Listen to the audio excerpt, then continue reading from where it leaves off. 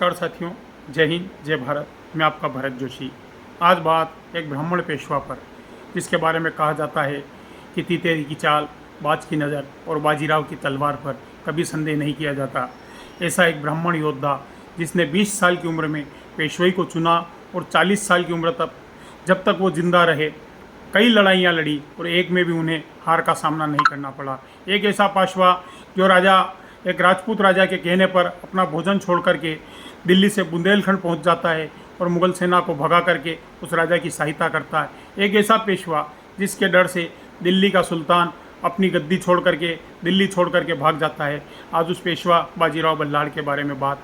अभी थोड़े समय पहले एक फिल्म आई बाजीराव मस्तानी, जिसमें बाजीराव को नाचता हुआ, गाता हुआ और बार बार अपनी पेशवाई काशीबाई और मस्तानी बाई के पीछे काशीबाई मस्तानी बाई करते हुए दिखाया गया है।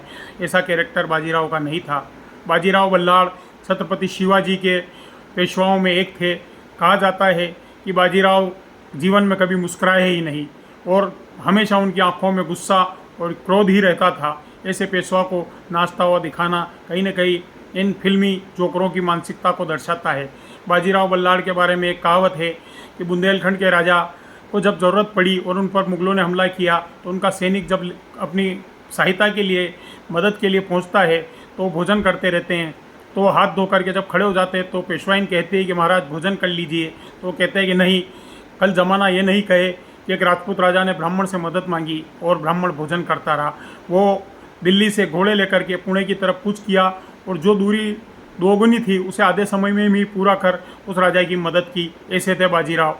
दूसरा किस्सा है कि एक बार दिल्ली के दरबार में जब दिल्ली का बादशाह मोहम्मद शाह रंगीला हुआ करता था तो उनके कुछ सेनापति बैठ करके चर्चा कर रहे थे। तो बाजीराव बल्लाळ की बात निकली तो बादशाह मोहम्मद शाह रंगीला ने कहा कि ये कौन है बाजीराव बल्लाळ, जिसके बारे में इतनी चर्चा हो रही।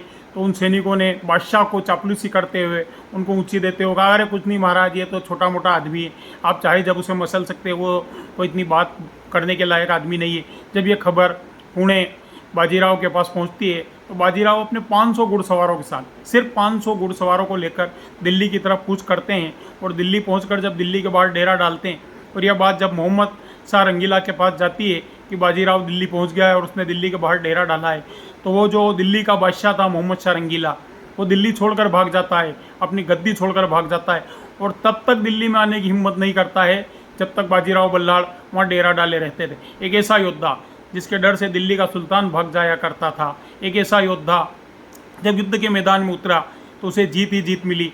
बाजीराव के बारे में कहावत ऐसे ही नहीं बनी कि चीते की चाल, बाज की नज़र और बाजीराव की तलवार पर कभी संदेह नहीं किया करते।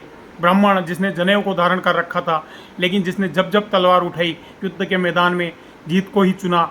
एक ऐसे बाजीराव पेशवा के चरणों में नमन, क्योंकि हम भी भगवान परशुराम के संतान हैं और कहीं ना कहीं पेशवा बाजीराव भी ब्राह्मण थे। ब्राह्मण याचक हो सकता है लेकिन ये ब्राह्मण योद्धा भी है। ब्राह्मणों ने जब जब लड़ाइयाँ लड़ी है कहीं ना कहीं जीत का वर्ण ही किया है। और अगर ब्राह्मण योद्धा देखना हो तो आप देख सकते हैं।